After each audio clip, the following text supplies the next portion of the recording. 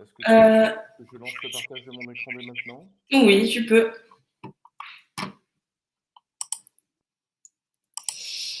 Alors, bonjour à tous et à toutes. En cette première journée de la semaine TDRH, nous recevons Patrick. Patrick, tu es donc un intervenant aujourd'hui pour Euroquartz et je vais te laisser te présenter et présenter ta venue. Très bien, merci infiniment. Bah, écoutez, bonjour à toutes et tous. Et merci effectivement à Euroquartz de me donner l'opportunité de partager quelques réflexions avec vous dans cette période un peu particulière de l'histoire.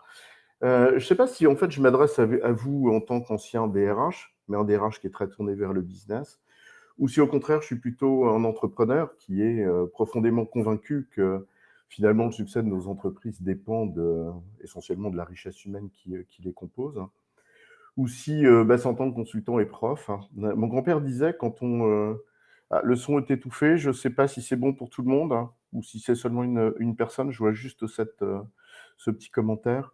Si jamais ça se reproduit pour les autres, n'hésitez pas à me le dire, je changerai de micro. Donc, en fait, ouais, mon grand-père disait, quand on connaît un métier, on l'exerce. Quand on ne le connaît pas bien, on est consultant. Et quand on ne le connaît pas du tout, on est prof.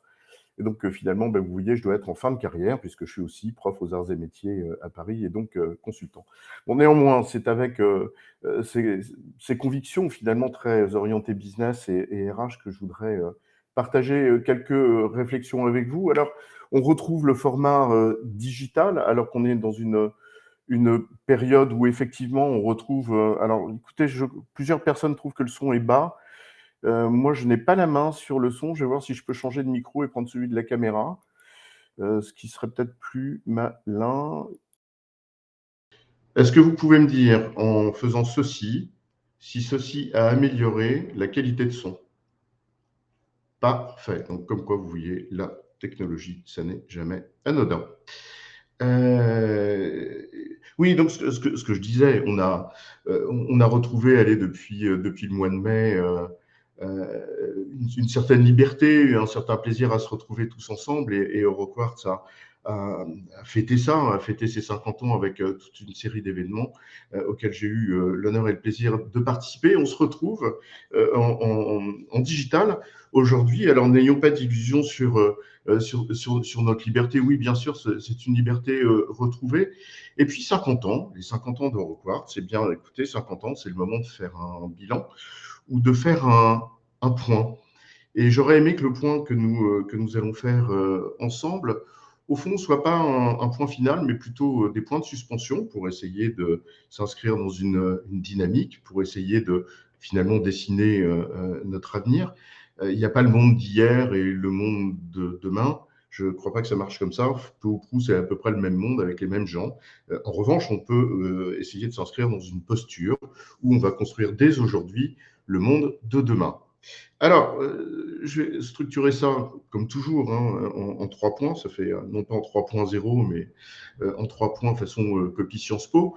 D'abord, on va essayer de tirer quelques enseignements concrets de la période que nous venons de traverser, avec finalement ce qui arrive à chaque fois quand on vit un moment un peu particulier de l'histoire. On vit une expérience au sens propre du terme, et on en tire quelques enseignements immédiats. Donc, je partagerai les miens, pardon. Je pense que toutes et tous, vous avez tiré des enseignements très concrets de la période difficile que nous avons traversée. Mais j'essaierai aussi peut-être d'en tirer quelques enseignements plus longs, plus structurants, sous-jacents, qui, de mon point de vue, ont des conséquences sur la manière de regarder le business pour les années à venir, et on en tirera évidemment des conséquences pour la fonction RH en tant que telle. Bien évidemment, tout ceci avec une perspective, comme je le disais, qui est celle d'entreprendre et pas simplement de se mettre en réflexion. Alors, pour entreprendre, eh bien, il y a 2 préalables. Pour entreprendre, il faut comprendre, et pour comprendre, il faut apprendre. Donc, je vous partage une petite vidéo. Vous verrez, il n'y a pas le son, puisqu'on ne pouvait pas passer le son à la fois du micro et de mon propre ordinateur. Mais compte tenu de la bande-son, vous ne perdez absolument rien.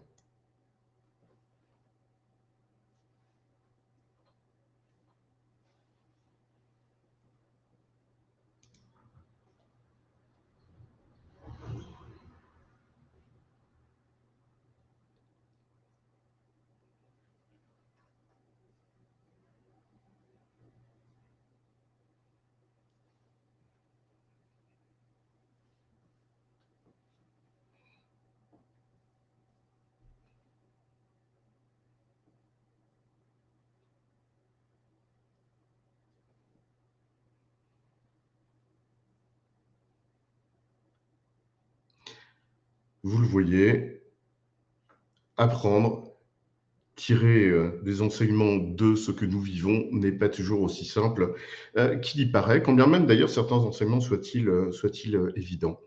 Alors commençons par ces fameux enseignements immédiats.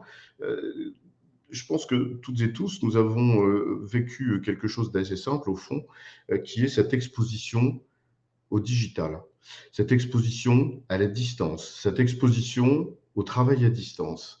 Et sur ce point, je pense qu'on est dans une phase où certains nous disent qu'on a du mal à faire revenir les collaborateurs au bureau, où se dessinent peut-être certaines fractures sociales entre un monde ouvrier qui, finalement, a des jobs qui ne se télétravaillent pas et peut-être un monde administratif qui aurait plus de possibilités. Enfin, il y a beaucoup de choses à dire et je crois qu'il est particulièrement nécessaire de faire juste un petit point pour remettre un peu les pendules à l'heure.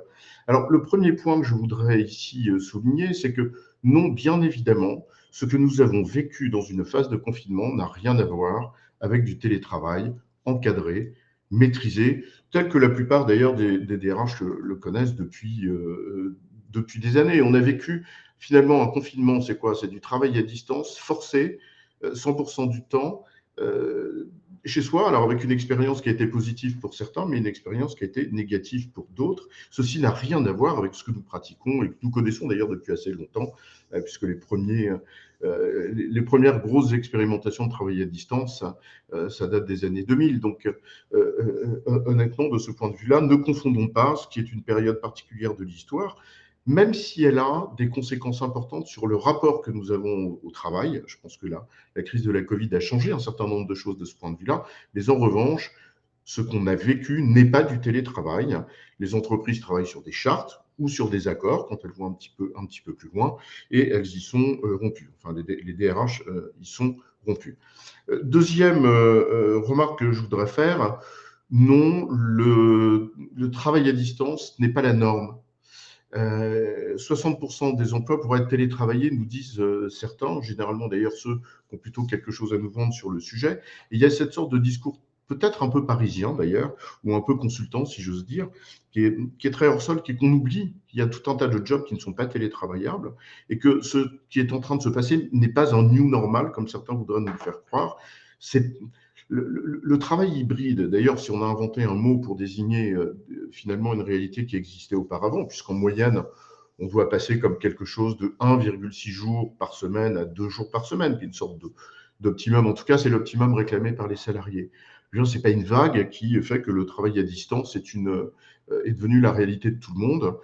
Quand on prend le nombre de jours qui sont travaillés et qu'on regarde la proportion d'entre eux qui sont télétravaillés, on s'aperçoit que même dans les hypothèses les plus folles, on arriverait à 30%. Et 30%, c'est loin d'être une majorité. Donc, évitons les prismes déformants en oubliant qu'il y a tout un tas de populations qui ont des jobs, effectivement, qui ne se télétravaillent pas. Et c'est d'autant plus important que pour certains de ceux qui exercent ce type de métier, de cohabiter avec des populations qui auraient accès au télétravail, de temps en temps, pourrait être perçu comme un privilège, à tort ou à raison d'ailleurs, c'est absolument pas la question, mais ça pourrait être perçu ainsi. Et donc, si nous avons à la fois un discours et des actions RH qui occultent ces différences-là, je pense que nous nous préparons des lendemains difficiles. Donc là encore, calmons un peu cet engouement un peu hâtif en disant oui, le télétravail est devenu la norme. Ça n'est pas la norme. En revanche, bien sûr qu'il y a une appétence chez certains qui s'est développée avec un rapport au travail et notamment la place du travail dans la vie qui a très certainement changé. En fait, la distance que nous avons vécue, elle nous a interrogé sur la question de l'absence. Et quand on parle de l'absence, on se pose la question de la présence. La vraie difficulté, au fond, elle est là. Le travail à distance, la distance nous a révélé une question fondamentale qui est celle de la présence. Qu'est-ce que ça veut dire que d'être présent au travail?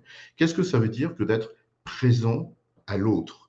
Et de ce point de vue-là, d'ailleurs, quand on observe bien les situations de chaque entreprise, honnêtement, on a tous dans nos entreprises des gens qui sont présents au travail physiquement, dont on aimerait bien précisément qu'ils soient absents, tant ils brassent du vent quand ils sont là, ou au contraire, ils ont même parfois des postures qui sont, comment dirais-je, tellement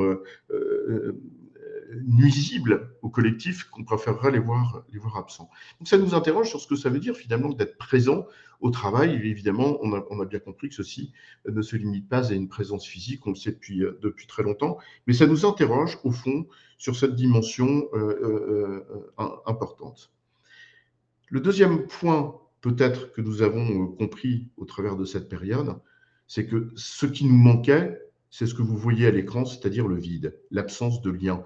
En fait, le fond du sujet, c'est pas la distance qui pose problème en tant que telle, hein, c'est l'absence de lien qui pourrait en résulter. Mais cette absence de lien, elle existe en présentiel aussi, parfois même de façon extrêmement factice, c'est-à-dire qu'une présence physique peut conduire tout simplement à des postures qui sont tellement factices qu'au bout du compte, c'est l'absence que ça révèle. Donc au fond, le problème, c'est pas la distance, c'est l'absence de lien. Ça a généré aussi, me semble-t-il, un certain nombre de types d'attitudes, notamment managériales, encore profondément ancrées dans une sorte de management féodal qui existe encore, extrêmement, comment dirais-je, ancré dans le contrôle, ou dans un excès de contrôle, avec une sorte de cercle vicieux qui peut s'instaurer, qui repose sur un préjugé managérial d'ailleurs. C'est ce préjugé qui consisterait à croire que parce que les gens sont à distance, ils vont en profiter pour tirer au flanc. Ce qui est évidemment pas vrai, puisque le fond du sujet, c'est les tirs au flanc, qu'ils soient à distance ou qu'ils soient en présentiel, il reste des tirs au flanc. Et le problème, c'est pas la distance, c'est qu'ils soient des tirs au flanc. Le sujet qui nous intéresse ici, c'est que la réponse qui consiste à mettre un excès de contrôle en présupposant à tort que les gens vont en profiter, c'est une erreur colossale en termes de management. Ça envoie un message de défiance aux gens qui est terrible. Alors que quand on regarde bien, finalement, l'un des gros enseignements de cette crise, c'est que dans beaucoup d'entreprises, ça a marché. On a eu une continuité de service. Pourquoi? Parce que les collaborateurs se sont engagés, parce qu'ils aiment bien faire leur boulot, parce qu'ils essayent de faire quelque chose de bien, et que c'est quand même la grande majorité d'entre eux. Et donc, ça, finalement, on peut se rendre compte que la période que nous avons vécue, elle a été révélatrice d'une certaine manière de manager que je vais essayer de vous résumer par cette petite vidéo extrait d'un film.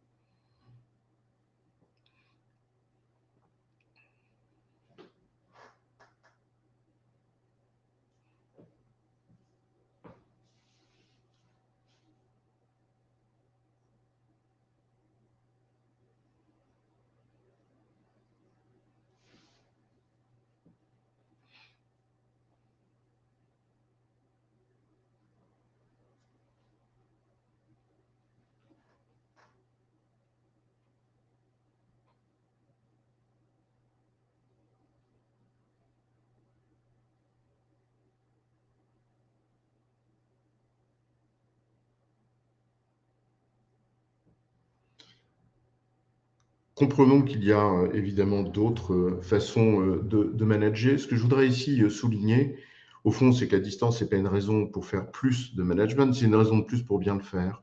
Et peut-être cette période, dans certaines entreprises, a révélé la réalité de nos pratiques managériales. Les bons managers sont restés des bons managers à distance, et les mauvais managers, qui peut-être pour partie d'entre eux faisaient illusion en présentiel, se sont révélés clairement des mauvais managers dans ce type de circonstances. Combien, par exemple, ont imposé des réunions Zoom à 8 heures du matin pour s'assurer que leurs collaborateurs n'étaient pas en pyjama et bien en train de travailler. Enfin, c'est une autre époque. Et honnêtement, je crois que le premier enseignement que nous devons tirer de cette période, c'est que nous avons là un extraordinaire révélateur de ce que sont de ce qu'est la réalité de nos pratiques managériales, et que ça doit nous interroger au fond sur une notion essentielle du management, qui est la notion de contrôle. En fait, je pense que la distance a interrogé en profondeur le rapport que nous entretenons avec cette notion de contrôle. Or, cette notion de contrôle est un des piliers fondamentaux du management. Le management, au fond, ça peut se résumer en 4 mots. Délégation d'une zone d'autonomie ou de responsabilité, et un système de contrôle en fonction du degré de confiance. 4 mots: délégation, autonomie, contrôle, confiance. En touchant à la question du contrôle, nous avons touché à notre rapport profond à l'égard de la question managériale, et je pense que c'est ce qu'a révélé la période que nous avons traversée, tant dans certaines entreprises avec des postures collectives où ça a révélé une certaine culture managériale, que chez certains managers dont, je le répète, certains des traits sont encore tout à fait féodaux à tort. Alors, cette notion de contrôle, je crois qu'on est enregistré là d'ailleurs. Non, je plaisante, bien sûr. Cette notion de contrôle, en fait, elle s'est traduite d'ailleurs par des choses qui sont complètement surréalistes. Pendant la première phase de confinement, on a 87% de hausse de vente des logiciels de surveillance à distance. Alors évidemment, vous allez me dire, c'est les vilains américains. Euh, bon, je sais très bien qu'on trouve toujours des chiffres et des enquêtes qui arrangent le propos que l'on veut tenir. C'est le principe même de ce type d'enquête. Mais pour autant, le phénomène n'est pas spécialement différent en France. Donc on a bien quelque chose qui ici comment dirais-je, on a une période au travers de laquelle nos comportements ont souligné le fait que nous avons un rapport au contrôle qui n'est pas le même d'une entreprise à l'autre, qui n'est pas le même d'une entreprise à l'autre. Et très souvent sur la question de la distance, ce rapport au contrôle est dicté par ce que sont nos peurs, et nos peurs nous conduisent à un certain nombre de préjugés. Un de ces préjugés, d'ailleurs, c'est celui-ci. Je pas ce qu'on veut dire, ça pourrait être une caricature de l'entreprise libérée lorsqu'elle est mal pratiquée et poussée dans sa caricature. Beaucoup de préjugés sur tout un tas de sujets, y compris sur celui de la charge de travail, etc. Alors, je pense que ça a aussi révélé un autre élément. C'est-à-dire que la période que nous avons traversée, elle a exposé tout le monde au digital de façon massive. C'est-à-dire que d'une part, on n'aurait pas pu s'en passer. Et si j'ai fait le choix de cette petite vidéo un peu hypnotique, c'est précisément parce que cette question digitale, elle nous fascine. Elle nous fascine à la fois par ce qu'elle permet, par ce que le digital permet, et qui est particulièrement impressionnant.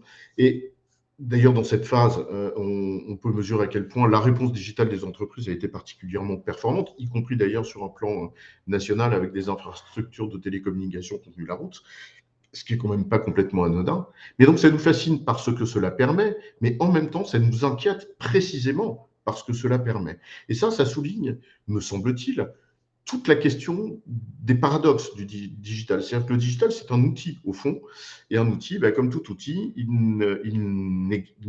comment dirais-je, il ne produit des résultats qu'en fonction de l'intelligence que nous mettons dans son utilisation. Dit en d'autres termes, il n'y a pas d'outil efficace sans la culture qui va avec cet outil. Et là, il faut se garder d'un certain nombre d'illusions. La première, me semble-t-il, c'est que ce que nous avons vécu, ça n'est pas une acculturation digitale, c'est une exposition des gens à l'utilisation massive du digital. En fait, c'est apprendre les outils par la pratique. Mais ce n'est pas parce qu'on apprend les outils que les comportements que l'on développe autour de ces outils sont des comportements qui sont intelligents et efficaces. Et donc là, je pense que d'abord, on a toute une partie de la population qui reste un peu sur le bord de la route. Et on l'a vu émerger d'ailleurs, me semble-t-il, dans cette période-là, y compris dans des populations auxquelles on ne penserait pas a priori. Le vieux prof que je suis le voit avec des populations jeunes, d'étudiants, qui, après un an de confinement, enfin pas un an de confinement, mais un an de période troublée comme celle que nous avons vécue, ont encore du mal à partager leur écran dans Zoom ou dans je ne sais quelle autre appli, Teams ou je ne sais quoi. On a vu aussi, par exemple, des populations de dirigeants être exposées finalement à un certain nombre de difficultés qu'ils pourraient avoir sur ce type de sujet. Alors, d'une part, le phénomène d'électronisme, il est pointé du doigt, hein, les institutions européennes et françaises l'ont parfaitement identifié. Et comme le digital est un des leviers sur lesquels on va s'appuyer de plus en plus dans les années à venir, on a là, me semble-t-il, une exigence d'accompagnement pour s'assurer qu'on embarque tout le monde. Et en tout cas, ne pas avoir cette illusion de croire que c'est parce qu'on a utilisé des outils qu'on en a une pleine maîtrise. Le chemin est encore long à parcourir. Et puis, je pense qu'on a appris aussi une chose durant cette période, au regard de la question digitale, et là, je pense notamment à la fonction RH, c'est qu'il fallait revenir aux basiques. Et les basiques, c'est quoi? C'est un système d'information qui marche. C'est-à-dire qu'au-delà de tout le discours avec une sorte de promesses superfétatoires à l'égard du digital, avec de l'intelligence artificielle, etc., dont il n'est pas question ici d'ailleurs de renier le potentiel ou la puissance, ce n'est pas le sujet. Mais avant d'entrer dans cette modernité-là, peut-être que les fondamentaux doivent être respectés. Et les fondamentaux, c'est quoi? C'est un système d'information qui marche, c'est-à-dire qui fait le job. Et qui fait le job, c'est un truc très très simple. Je pense que les enquêtes qui ont été menées par Eurocard dans le cadre de ces 50 ans en révèlent la teneur. Combien d'entreprises se sont aperçues au travers de cette période, au tout début par exemple, qu'ils avaient du mal à savoir qui était là, qu'ils avaient du mal à se compter, etc. C'est-à-dire des fonctionnalités basiques. Et je crois que ça a ramené un certain discours à la réalité de ce que sont les situations, y compris d'ailleurs sur la nécessité d'investir sur les infrastructures. La première des difficultés auxquelles les entreprises ont été confrontées, honnêtement, ça a été quoi? Ça a été de doter un certain nombre de collaborateurs d'ordi portables ou plutôt que de les voir partir avec leur vieille tour sous le bras, il a fallu les doter d'un certain nombre d'outils pour pouvoir travailler à distance avec toutes les problématiques d'accès que ça pose, de bandes passantes, etc. Donc on a réappris peut-être, me semble-t-il, dans certaines entreprises, qu'il n'était pas complètement inutile de revenir aux fondamentaux, aux basiques des systèmes d'information. Autre élément qui me semble intéressant à souligner, c'est qu'il y a tout un discours sur l'agilité qui a un peu volé en éclats. Ce discours que je fustige là, c'est ce discours qui, en fait, qui a un peu été bureaucratisé par les consultants. C'est cet amalgame un peu rapide entre d'un côté les méthodes agiles dont on a besoin évidemment en développement informatique, et il n'y a peut-être pas tellement d'autres manières de faire, et qui ont des bénéfices qui sont réels, et l'agilité d'une entreprise au sens de ce dont le business a besoin et que la crise nous a révélé, c'est-à-dire une capacité d'adaptation rapide à un contexte qui change de façon parfois extrêmement brutale, comme au travers d'une crise, ou tout simplement parce que des réglementations évoluent, parce que la concurrence évolue, etc. Et évidemment que ce qu'on peut tirer de l'agilité dans les méthodes de développement, ce n'est pas l'agilité collective d'une entreprise, de la même manière que l'agilité d'une personne ou l'agilité d'une entreprise n'est pas la somme de l'agilité des personnes. Enfin, c'est pas aussi simple que ça. Et ce discours-là, je pense qu'il a volé en éclats au profit d'un constat qui est au fond le suivant, c'est que la capacité d'adaptation de nos entreprises face à un événement aussi imprévu que celui que nous avons traversé, bah, ça dépendait d'abord de l'engagement des gens, c'est-à-dire dans leur capacité sur le terrain à prendre des initiatives pour faire en sorte que ça marche. D'ailleurs, ces prises d'initiative, de temps en temps, elles ont conduit à ce que l'institution, l'entreprise en tant qu'institution, prenne des risques. Bien évidemment, parce que qui dit prise d'initiative, dès lors que c'était pas encadré, ce qui s'est passé pendant cette crise-là, puisqu'on était dans une phase d'urgence, au fond, eh bien, ça a conduit à peut-être une exposition plus grande au risque. Et donc, ça nous interroge sur le rapport aussi que nous entretenons collectivement avec cette notion de risque, mais j'y reviendrai un petit peu plus tard. Et le deuxième facteur qui a permis à nos entreprises finalement de répondre à ces exigences dictées par la crise, c'est ce qu'on peut mettre derrière une autre méthode, mais là c'est plutôt pour rigoler, c'est la méthode KISS, c'est-à-dire Keep it simple and simple again, c'est-à-dire que faire preuve d'agilité, c'est d'abord voyager léger, c'est presque une forme de frugalité dont nous avons besoin, et que finalement la capacité d'adaptation en temps réel, ou le plus réel possible, ça a été le fruit de ces deux facteurs-là, faire simple et de compter sur la capacité d'initiative du corps social. Avec peut-être dans un autre constat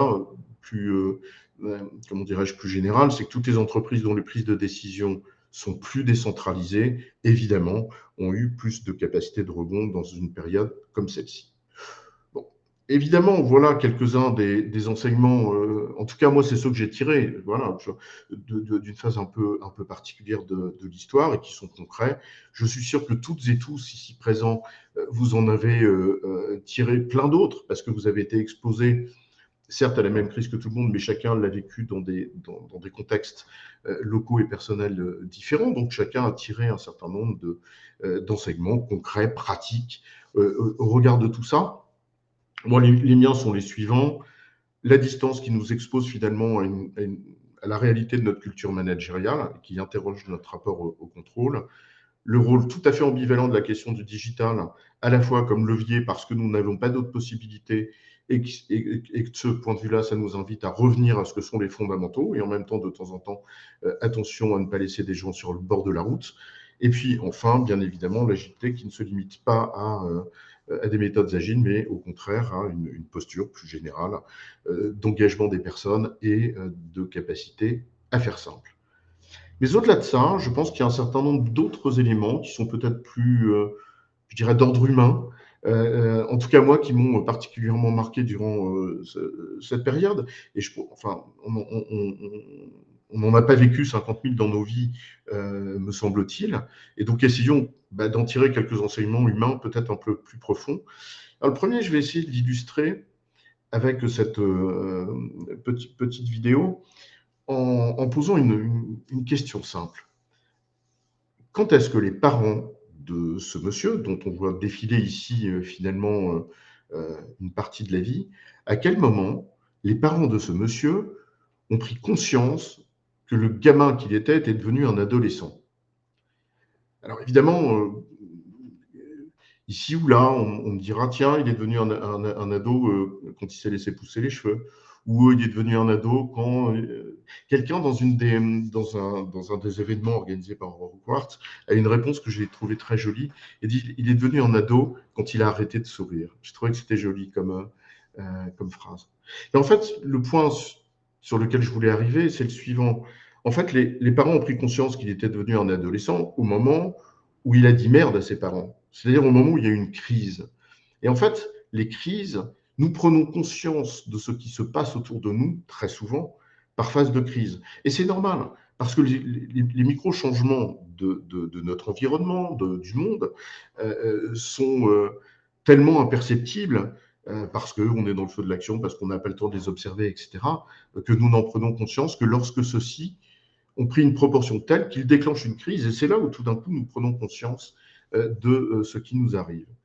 La crise de 2008, par exemple, a été une prise de conscience collective de, j'ai envie de dire, du manque de compétitivité des industries, du monde occidental. Voilà, bien sûr, il y avait la crise des subprimes qui a certainement été qui a été un déclencheur, qui a été un catalyseur, qui a été l'allumette qui met le feu, mais en toile de fond, en fait, ça a révélé cette perte de compétitivité qui a commencé d'ailleurs dès les années 70 avec la désindustrialisation du monde occidental. Et c'est précisément d'ailleurs à ce moment-là, parce que nous avons une sorte de prise de conscience collective, qu'un discours très fort sur l'innovation arrive dans nos entreprises. Et prenons effectivement conscience que les modes d'organisation que nous avons mis en place, qui sont extrêmement tayloriens pour des raisons de productivité, permettent effectivement une compétition par les coûts, mais ne favorisent pas l'innovation. Et donc, on a eu tout ce mouvement collectif des entreprises vers plus d'innovation, la nécessité de revoir nos organisations, etc. Et au fond, c'est peut-être l'un des messages aussi que l'on va avoir avec cette crise de la Covid, qui, elle, nous révèle, à mon sens, d'autres choses.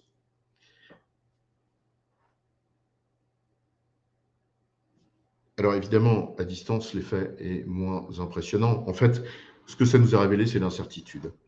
Nous avons été exposés à l'impensable. C'est pas exactement la même chose. C'est pour ça tout à l'heure, quand je parlais de notre relation à la notion de risque, il y a quelque chose d'assez fort derrière, me semble-t-il. C'est à mesure que nous maîtrisons mieux les risques, et c'est le cas, la technologie nous permet de mieux encadrer le risque, de mieux le prévoir par des méthodes probabilistes. Mais le risque, c'est celui que nous pouvons anticiper, celui que nous pouvons nous figurer. En revanche, ce n'est pas l'incertitude. L'incertitude, précisément, elle relève de l'impensable, c'est-à-dire ce que nous ne pouvons pas penser, donc nous ne pouvons pas l'encadrer par des méthodes probabilistes. Et je pense que cette notion-là échappait. Le terme est fort, c'est exagéré parce que bien évidemment les entreprises en tiennent compte, mais peut-être que ça a échappé un petit peu à notre réflexion managériale depuis un certain nombre d'années. Je suis assez frappé d'ailleurs que quand on regarde toutes les tendances managériales de ces 20 dernières années, ces notions de risque et d'incertitude, qui pourtant sont hyper structurantes de tout ce que sont nos comportements individuels et collectifs, eh ben, elle est étrangement, comment dirais-je, absente de ce discours sur le management.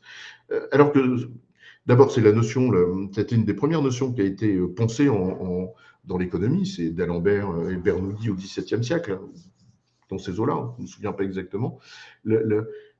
Et c'est extrêmement structurant de toutes nos pratiques. Et là, nous avons été, de fait, confrontés à la réalité de l'incertitude. Et j'ai même envie de dire, en poussant la réflexion, mais c'est pour réfléchir, c'est pour vous donner matière à penser, le monde occidental, de temps en temps, regarde avec une certaine condescendance d'autres cultures en les traitant de fatalistes. Et au fond, peut-être, ce que cette crise nous révèle, c'est que ce que nous appelons du fatalisme, en réalité, c'est de la sagesse. C'est de comprendre, eh ben, au fond, qu'il y a une part d'incertitude qui est inhérente à la vie. Alors, il y a une phrase je crois que c'est Marc Aurèle qui disait « Ayons le courage de changer ce que nous pouvons changer, ayons l'humilité d'accepter ce que nous ne pouvons pas changer, et enfin, ayons la capacité de discernement de faire la différence, ou la sagesse de faire la différence entre les deux. » C'est ça le message de cette crise, au fond. Ayons la capacité de courage, d'engagement pour transformer ce qu'on peut transformer, mais en même temps, ayons l'humilité de comprendre qu'il y a des choses qui ne nous appartiennent pas et que nous ne pourrons pas changer. Et c'est ça, la sagesse, c'est distinguer entre les deux. Je pense que le message le plus fort de la crise, il est là, et il questionne en profondeur, et je laisserai ça à votre réflexion, il questionne en profondeur notre rapport aux notions de risque et d'incertitude qui sont très structurantes de nos façons de voir en entreprise. Alors, je vais continuer à filer la métaphore volatile avec la chouette qui est le symbole de la sagesse, mais on va continuer avec un autre symbole qui est le petit oiseau fragile. C'est-à-dire qu'au fond, ce que cette crise nous a montré, c'est que nous étions extrêmement fragiles. Comment dirais-je, c'est extraordinaire qu'à l'instant T, au même moment, sur toute la planète, tout le monde a pensé la même chose. Quand est-ce que ça s'arrête, ce truc? Ça nous envoie à une notion que nous avions peut-être un peu perdu de vue aussi, c'est que tout est interdépendant. Or, la pensée taylorienne nous a conduit à penser en silo. Ce qui est normal d'ailleurs, et on en a besoin. Pour l'action et pour l'efficacité de l'action, on en a besoin. Mais pour autant, la lecture des situations devrait nous inviter à avoir une approche peut-être beaucoup plus, comment dirais-je, j'aime pas le terme holistique, c'est très prétentieux, mais plus global, parce que nous sommes interdépendants. Les pays riches sont dépendants des pays pauvres. On l'a vu d'ailleurs, certains ont découvert leur dépendance aux livreurs d'Amazon pendant le confinement. Enfin, mais en entreprise, c'est la même chose. L'ensemble des départements sont dépendants les uns des autres pour former un tout qui œuvre pour un bien commun qu'est le projet d'entreprise. C'est d'ailleurs toute la différence entre collaborer, faire un effort ensemble, et coopérer, faire œuvre ensemble. Donc nous avons peut-être réappris ce que sont nos interdépendances, nous invitant, par voie de conséquence, à réfléchir avec des approches peut-être un peu plus globales, un peu plus écuménique que uniquement mécaniste. Et puis, au fond, moi, ce qui m'a marqué le plus, en fait, la crise de la Covid, elle nous a envoyé un message simple en tant qu'être humain, c'est que nous ne formons qu'une seule planète, une seule humanité. Et ça, je renvoie à tous les discours qu'on peut voir ici ou là, qui sont parfois des discours un peu, j'ai envie de dire, RSE washing ou human washing, ou il n'est de richesse que d'homme. Alors ça, on a tous mis ça sur nos rapports annuels, où on veut remettre l'humain au cœur de l'entreprise, etc. Mais au fond, ce dont il s'agit là, c'est pas d'une phrase. Ce dont il s'agit là, c'est d'avoir des comportements humains dans les décisions que nous prenons. Et c'est pas si simple que ça. Moi, je pense que en tout cas, moi, à titre personnel, la crise m'a montré qu'un certain nombre d'entreprises avaient des comportements plus humains que d'autres, m'a montré que certaines personnes avaient des comportements qui s'inscrivaient dans cette perspective plus que d'autres, sans porter de jugement de valeur d'ailleurs, parce qu'on ne peut jamais préjuger, et on ne peut pas s'autoriser à juger quelqu'un puisqu'on ne connaît pas sa situation, et il y a certainement des bonnes raisons. Mais néanmoins, je pense que ça nous invite à réfléchir à partir du moment où nous sommes confrontés à cette réalité-là, ça nous renvoie finalement à ce qu'est notre devoir d'humanité. Et il me semble que s'il y a bien une fonction qui est non pas détentrice, c'est pas le terme, mais qui est confrontée à ça, c'est bien la fonction RH que vous représentez.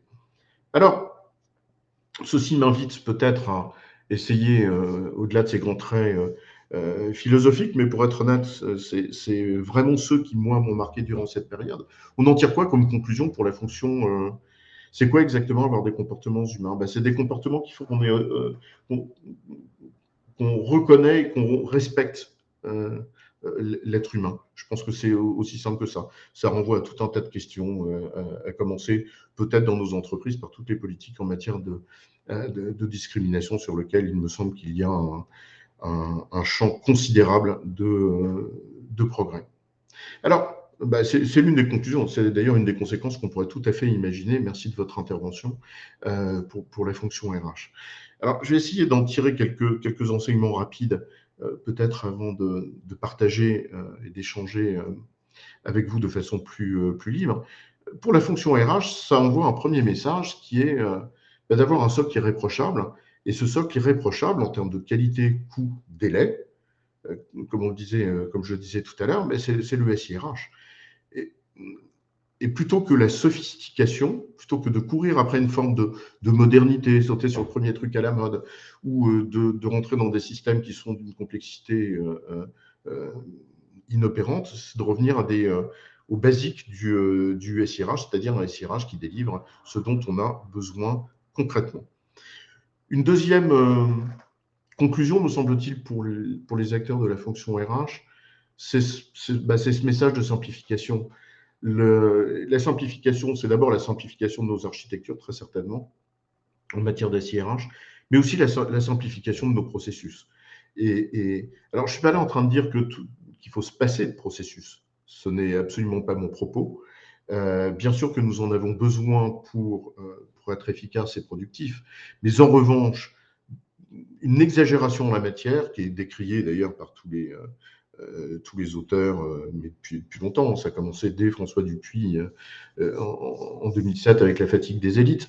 Mais l'excès de processus nous assèche et conduit à ce que nous soyons terriblement alourdis, et donc de temps en temps un besoin d'opérationnalité plus grande. Moi, je me souviens d'un de mes patrons quand j'étais DRH, auprès de qui je venais négocier un budget qui n'était pas prévu pour une étude de faisabilité informatique, m'avait dit, mais tu sais Patrick, si le coût de ton étude pour éviter de faire une bêtise est plus cher que le coût de ta bêtise, eh ben, tu fais ta bêtise et on n'en parle plus. Alors je sais, c'est un raccourci un peu rapide, et il y a plein de situations où ça n'est pas applicable. Mais pour autant, je trouve que cette simplicité-là, ce pragmatisme-là, de temps en temps, nous en manquons, et il me semble qu'il serait bénéfique pour la fonction RH comme pour les autres d'ailleurs, d'y revenir peut-être de façon un peu plus systématique. Troisième point, me semble-t-il, c'est que si nous avons une distance à retenir ou à prendre, c'est celle à l'égard des modes et des tendances managériales. En fait, quand on observe les tendances managériales depuis 50 ans, elles ont toutes à peu près la même finalité. C'est d'essayer d'ouvrir un modèle taylorien qui est trop rigide pour s'adapter en temps réel. Non pas l'abandonner, parce que nous n'avons pas d'autre option, mais d'essayer de le rendre plus adaptable, plus souple, plus en capacité de s'adapter en temps réel. Et la vie de l'entreprise a été jalonnée depuis 50 ans de mode, que ce soit, ça a commencé par même la qualité totale, d'ailleurs, dans les années 90, s'inscrivait dans cette perspective-là, en s'appuyant sur les enseignements du toyotisme, mais les organisations apprenantes, le management des connaissances dans les années 95, tout ce qui a découlé de l'intelligence collective, l'entreprise libérée, etc. Il y a des modes qui reviennent comme ça, qui se répètent d'ailleurs dans l'entreprise libérée, où l'holacratie, c'est pas si éloigné que ça des entreprises semi-autonomes des années 70. Donc, en fait, la récurrence de ces tendances managériales nous montre qu'il y a un problème de fond qu'on n'a pas forcément résolu, qui est celui que j'évoquais précédemment, c'est-à-dire le côté trop rigide d'un excès de processus. Là, on a besoin peut-être de quelque chose de plus. Bon.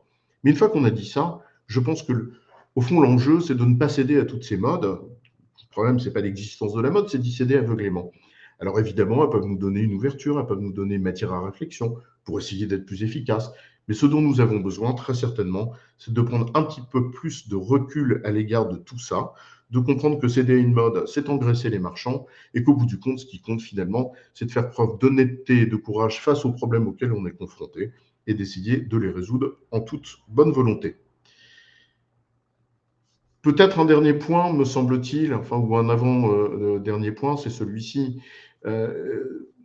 Nous avons besoin de retrouver, dans le management, comme pour la fonction RH, une vision certainement un peu plus globale des choses, et non pas simplement silotée, découpée. C'est presque un besoin de cohérence, au fond.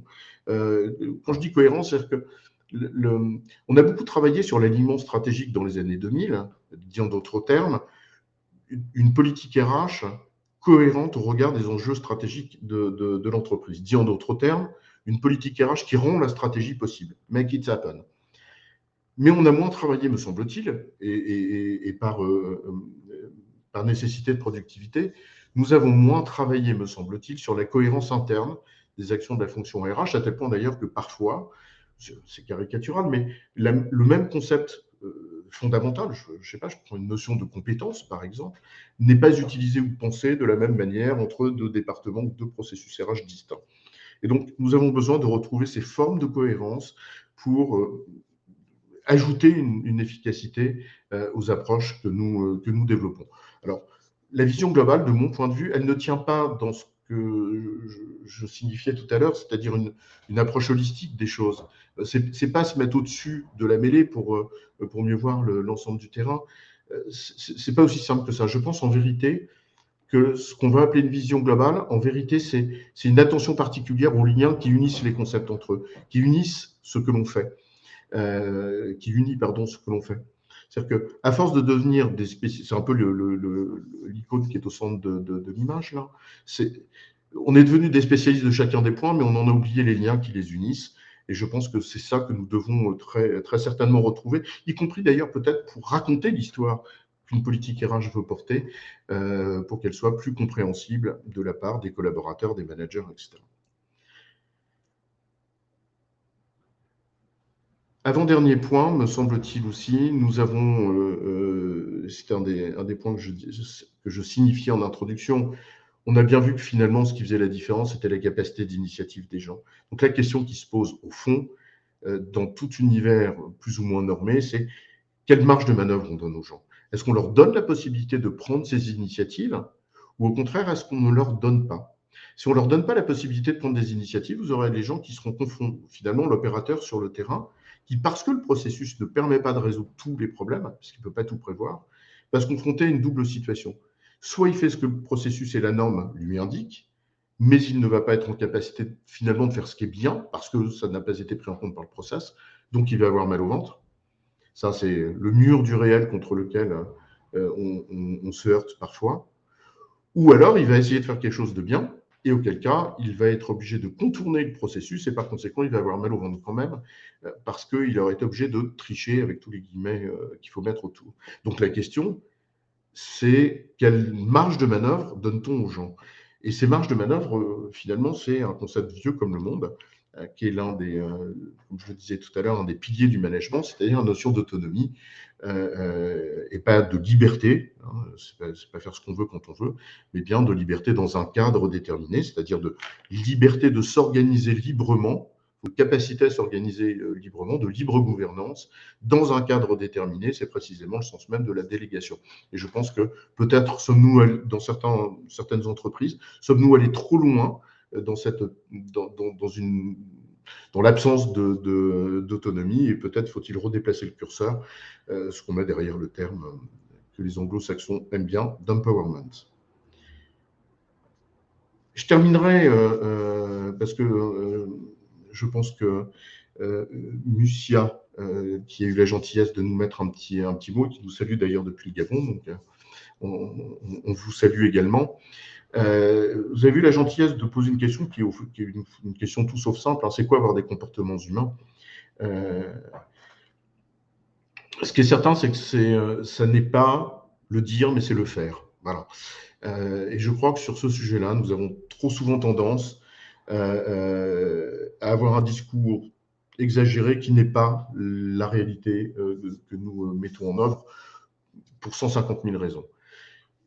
Évidemment qu'on ne sera pas parfait, évidemment que l'entreprise ne sera pas parfaite, évidemment que la fonction RH ne sera pas parfaite, ni vous ni moi ne sommes parfaits, mais si on pouvait tout simplement essayer de tendre vers cela, et je pense que la fonction RH a un rôle important à jouer, y compris sur des choses très simples, hein, la capacité à vivre ensemble, à se respecter les uns les autres dans toutes nos différences, et pas les différences qui nous arrangent, l'ensemble de ces sujets-là, qui sont des sujets finalement qui relèvent de faire société, et une entreprise, ça commence par ça. Faire société, ça commence, me semble-t-il, par le respect de deux choses. Un, le respect de tous les membres de cette société, donc le respect de l'être humain, et deux, le respect de ce qui fait que ces êtres humains se sont réunis en société, c'est-à-dire le bien commun, le projet de l'entreprise. Alors c'est facile à dire, plus difficile à faire, mais en tout cas, c'est la petite conviction que je voulais partager avec vous toutes et vous tous ici. Voilà en substance les éléments de réflexion ou le grain à moudre que j'avais envie de partager avec vous. Et je vois qu'il y a quelques questions. Alors sur la question, est-ce que le webinaire sera disponible en replay? Là, j'invite les organisateurs à répondre. Je vais peut-être arrêter le parcours. Alors oui, oui, le webinaire sera bien disponible en replay sur notre chaîne YouTube et sur myrashland.com. Super, parfait. Et donc, Alexandra, la question est répondue, comme disait je ne sais plus quel youtubeur, justement. Alors, je suis complètement à votre disposition si. Et quels seraient les freins pour que la fonction RH prenne à bras le corps? Ah, c'est une très bonne question, Thierry. Ouais, on ne la pose pas souvent, d'ailleurs, cette question. Euh, alors, dans les freins, il y a un premier frein, peut-être, qui est un frein d'autocensure. Euh, les acteurs de la fonction ne se sentent pas toujours investis ou crédibles et légitimes pour intervenir sur tous ces sujets-là. Ça, c'est un premier point. Or, cette crédibilité, me semble-t-il, là encore, passe très certainement par la capacité à donner des gages là où on les attend. Et on les attend quand même sur des questions de productivité. Faut pas être dupe. Et c'est pour ça que je ne pense pas que la fonction RH peut s'engager dans toutes ces démarches qui finalement peu ou prou correspondent à l'idée de transformation dont on parle dans nos organisations. Et je pense qu'elle a un rôle vraiment clé sur ce sujet-là. Parce que finalement, tous les défis de l'entreprise sont des défis d'ordre culturel. Une grande partie des défis de l'entreprise sont d'ordre culturel, managérial, etc. Et donc, c'est RH. Mais pour gagner cette crédibilité et légitimité d'intervention, il faut d'abord être irréprochable sur les fondamentaux. Et les fondamentaux, bah, ça reste quand même le rapport qualité-coût délai sur les basiques de la fonction, la paye, etc. Et c'est là où, me semble-t-il, là encore, le digital joue un rôle important. C'est-à-dire que, au fond, le premier levier de productivité, il est d'abord dans le USIRH. Il est d'abord dans la capacité à délivrer des résultats dans des conditions de coût délai performantes. Alors, à montrer en début d'année que 70% des RH passent la majorité de leur temps sur des tâches administratives. Je n'avais pas vu cette étude-là. 70%. Mais au fond, on se rend compte là que depuis 20 ans, rien n'a changé. Ce qui est. Alors, c'est ambivalent comme remarque. Enfin, les résultats de cette étude. Parce qu'au fond, on voit de quelle manière la fonction RH a investi de façon importante dans le digital. Et pour autant, on arriverait à la même proportion. Donc, ça veut peut-être dire aussi qu'il y a un autre frein qui est ce qu'on attend d'elle. Je pense qu'il faut aller chercher son job, hein. Il faut aller chercher ce qu'on en fait. C'est effectivement pas. J'ai envie de dire qu'on a les DRH qu'on mérite de ce point de vue-là. L'externalisation, j'en ai maintenant plus qu'une structure est-elle compatible? Oui, alors, toute disposition technique. Je réponds d'abord à la question de Marie, puis peut-être à Patrick juste au-dessus. Oui, bien sûr. Alors c'est une bonne question, Marie, mais maintenant, je pense qu'une disposition technique, aucune disposition technique ne viendra empêcher ou pas empêcher une posture humaniste. C'est la question de la manière dont on la met en œuvre et la finalité qu'on poursuit. C'est ça qui fait que c'est humain ou pas humain. Donc, qu'on soit dans une logique d'internalisation, qu'on soit dans une logique de mutualisation de ressources, je ne sais pas, avec des CSP par exemple, enfin des centres de services partagés, pardon, ou qu'on soit dans une logique d'externalisation et de recours à une main-d'œuvre temporaire, je ne pense pas que ce soit ça qui conditionne l'humanisme que l'on met dans la manière dont on fait les choses, sous réserve qu'on respecte bien les critères de fond, le respect de l'humain et le respect du projet collectif qui nous unit. Comment créer du lien? La première des réponses que je formulerais, mais bon, j'ai presque envie de dire que c'est un vœu pieux, mais bon, la première exigence pour créer du lien, c'est prêter attention à l'autre, à tous les autres. C'est prêter attention. Il n'y a pas de lien sans cette empathie-là. L'empathie, c'est pas se mettre à la place de l'autre, hein. Ça, c'est se comporter en dictateur ou en manipulateur. L'empathie, c'est la capacité à accueillir ce que l'autre comprend, ressent, vit, etc., sans le juger d'ailleurs, précisément. Et je pense que c'est le point de départ pour pouvoir essayer de créer du lien. Le management n'est-il pas non plus essentiel? Ils n'ont pas été formés. Oui, c'est juste, Dorothée. Votre remarque est juste. Alors, à tous ceux qui pensent qu'on peut se passer de manager intermédiaire, ça, je pense que c'est une hérésie. Plus que jamais, on a besoin d'un management intermédiaire fort qui est capable d'endosser son rôle de leader, la dimension de leadership qu'il y a dans le management, qui consiste justement à faire la pédagogie du projet d'entreprise, la pédagogie du lien entre ce projet et ce que l'équipe fait, la pédagogie du lien entre ce que l'équipe fait, ce que chacun fait, ça s'appelle la délégation, etc.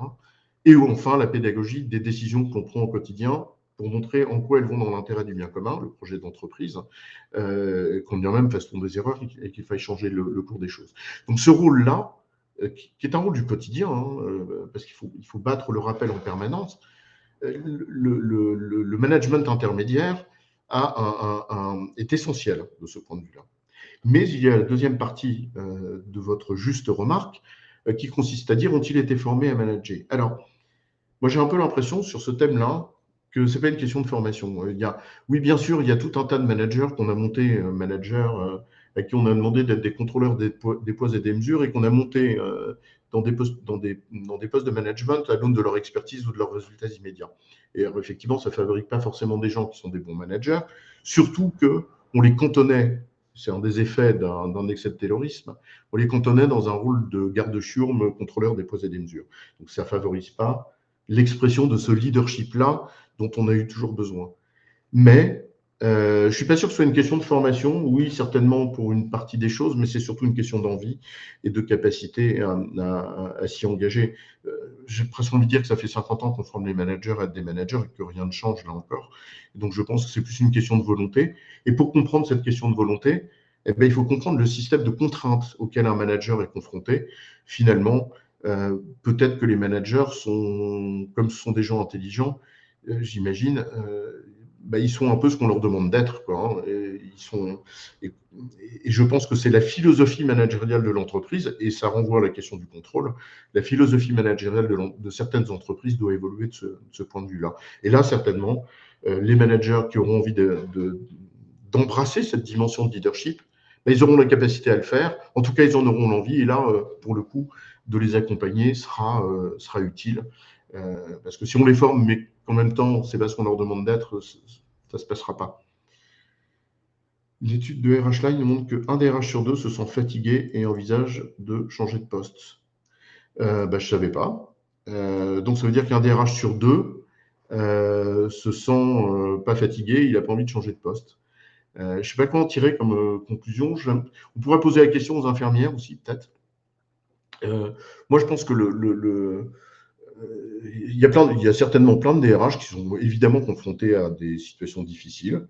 Ça ne les empêche pas de continuer à s'engager parce que je pense que c'est une fonction dans laquelle on retrouve cette notion de... salut François, merci de ton petit commentaire. Cette notion-là, elle est importante quand même d'engagement dans la fonction RH. Il y a beaucoup de gens qui exercent la fonction qui ne sont pas la caricature qu'on décrit dans le RH bashing. Moi, je vois beaucoup de gens qui s'engagent, qui sont porteurs de convictions et qui les mettent en œuvre au quotidien sans pour autant briller dans les dîners en ville. Donc, je ne sais pas c'est peut-être pour ça d'ailleurs qu'ils se sentent fatigués pour certains d'entre eux, c'est qu'ils n'ont peut-être pas la reconnaissance qu'ils mériteraient. Il y a beaucoup de questions. Pardonnez-moi, comment faire prendre conscience à un patron de PME, souvent entreprise familiale, qu'il est essentiel de déléguer pour grandir. Oh, si je savais, Agnès. C'est une vraie bonne question. C'est peut-être le même chiffre dans la population générale. Bah ouais, Thierry, ouais, je partage ton point de vue. Comment faire prendre... Mais en fait, je pense que le point de départ de toute démarche de progrès en la matière commence par la prise de conscience de ses propres préjugés sur le sujet. Et comment fait-on ça? Je ne sais pas. Enfin, il y a certainement 50 000 moyens. Ça dépend tellement des personnes. Je ne pense pas qu'il y ait de règles générales qui puissent s'imposer à tout le monde. Enfin, toutes les entreprises ne sont pas les mêmes. Tous les patrons de PME ne sont pas les mêmes. Tous les dirigeants ne sont pas les mêmes. Tous les RH ne sont pas les mêmes. Donc, je pense que pour ce faire, si on parle d'une personne, c'est-à-dire d'un cas particulier, ben, l'enjeu, c'est quoi? C'est la capacité à essayer de comprendre ce que sont les raisons profondes des préjugés que cette personne peut avoir pour essayer. Parce que quand quelqu'un pense quelque chose, généralement, il a de bonnes raisons de le croire. Donc, il faut essayer de les comprendre, ces raisons, avant de pour peut-être mieux non pas les combattre, ce ne sera pas le terme, mais pour convaincre d'une autre posture. Je pense qu'il faut surtout se garder d'un truc qui est les préjugés, les raccourcis. Ce côté qu'on a beaucoup en France qui est salaud de pauvre, salaud de riche. Les patrons sont comme ça, les syndicalistes sont comme ça, les entreprises sont comme ça, les DRH sont comme ça. Non, il n'y a pas Bien sûr qu'il peut y avoir des tendances et ces tendances sont toujours intéressantes à étudier, mais il y a surtout des cas particuliers, il y a surtout comment dirais-je, des situations qui sont soumises à des champs de contraintes qui sont très différentes les unes des autres et que par conséquent, aller tirer des lois générales là où il n'y a que des particularités, moi je pense que n'allons pas chercher et n'espérons pas trouver des réponses aux sujets que nous avons à traiter dans des modèles tout faits. En revanche, il faut analyser les situations et faire peut-être preuve après de courage dans les décisions. Ah, je n'avais pas vu, pardonnez-moi, je n'avais pas pensé qu'il fallait que j'approuve les messages et je les ai. Mais bon, voilà, vous avez quelques réponses. Je vous prie de m'excuser de ne pas avoir validé. Est-ce qu'il y a d'autres questions en guise de conclusion, peut-être, je pense qu'il y a quelques éléments à retenir, en tout cas, qui, moi, me semblent importants. Le premier, c'est de comprendre que, bien sûr, la crise que nous avons traversée a interrogé en profondeur, dans une catégorie de la population, son rapport au travail. Et de ce point de vue-là, il y a des changements. Dit en d'autres termes, les perceptions ou les attentes d'une partie de la population vont évoluer. Mais en même temps, ces perceptions, elles se heurtent à un champ de contraintes. Et le champ de contraintes, il est lié à la réalité économique, à tous ces facteurs-là. Si on veut pouvoir répondre à tous les défis que nous avons face à nous, moi je pense qu'il faut avoir une conviction très forte dans la capacité de la fonction RH à endosser cette responsabilité parce que les enjeux et les défis de l'entreprise sont de nature humaine pour une grande partie d'entre eux. Ce n'est pas les seuls, bien évidemment, mais il y en a une grande partie. Et une fonction RH forte, convaincue de sa légitimité et ancrée dans le business, profondément ancrée dans le business et la réalité des choses, à mon avis, a un rôle absolument essentiel à jouer dans cette perspective-là. Pour pouvoir l'exercer, ce rôle, il y a évidemment ce que j'ai évoqué tout à l'heure sur la capacité à gagner cette crédibilité en donnant des gages. C'est évident que le digital va avoir une part importante, à la fois comme bras armé pour la fonction, pour assurer son efficience, mais également pour avoir la capacité à rendre concret, à matérialiser tout un tas de sujets RH qui sont parfois peut-être un peu trop abstraits dans la tête des gens et que ça va les rendre beaucoup plus concrets. Elle a là comment dirais-je, un facteur qui a été un facteur de transformation dans la société civile et qui conduit aux adaptations qu'on a évoquées, mais elle a aussi un formidable levier dont elle peut s'emparer. Mais pour s'en emparer, encore faut-il ne pas céder au mode, ne pas partir tête baissée sur il y a un bon outil, il y a un mauvais outil, ça ne marche pas comme ça. Je le résumerai avec une image simple. Certainement, une Ferrari, c'est une voiture beaucoup plus sophistiquée qu'une vieille 4L, mais si vous voulez traverser le désert, je vous invite à prendre une 4L, vous arriverez plus facilement à bon port. Et donc, gardons-nous sur ce levier digital qui a une importance assez grande, gardons-nous de croire qu'il y a la pierre philosophale du management qui va débarquer, que ça va se suffire à soi-même. Ce sont des outils qui ont une importance déterminante à la condition que nous développions la culture pour les utiliser avec intelligence. Voilà peut-être les quelques mots de conclusion. Merci Jérémy. Belle journée également à vous. Merci Thierry de ton commentaire. Merci Marie-Claude. Je vous souhaite en tout cas à toutes et tous une très très bonne journée, plein de belles choses dans vos fonctions respectives. Merci Mucia et mes salutations aux Gabonaises et aux Gabonais. Merci Marie-Aimée, Gwenaël, j'arrive pas à cliquer sur tout le monde en même temps, je vous prie de m'excuser. Merci à l'ami, Michel, Romain, Valérie, Sophie. Et bravo pour l'infographie. Merci, parce que ça prend du temps. Salut Hélène. Merci Romain. En tout cas, donc merci. En fait, il faudrait que je puisse valider tout d'un coup, mais je ne vois pas la possibilité de valider tout d'un coup. Donc, tous mes remerciements. Je vous souhaite une excellente continuation, une très très belle journée et plein de bonnes choses.